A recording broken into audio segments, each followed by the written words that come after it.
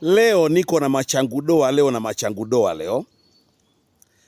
Jamani, sisi wanaume, katoto tangu kakiwa kadogo kakiomba 200 unataka ukakafanye ili ukape 200. Vitoto maskini kakiwa na shida ya chakula unataka ukakafanye ili ukape chakula.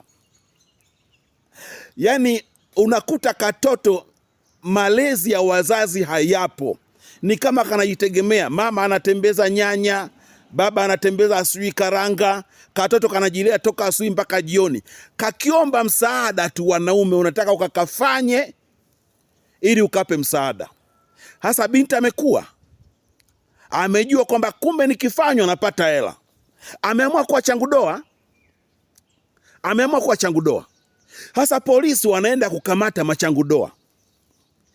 Katoto mlikalea vibaya tangu utoto, kameshajua nikiuza napewa hela. Leo unaenda kukakamata, unakapa kazi gani? Unakapa ajira? Niambie. Nachoka. Baba yenu Clemence Mwandambo, kwa elini.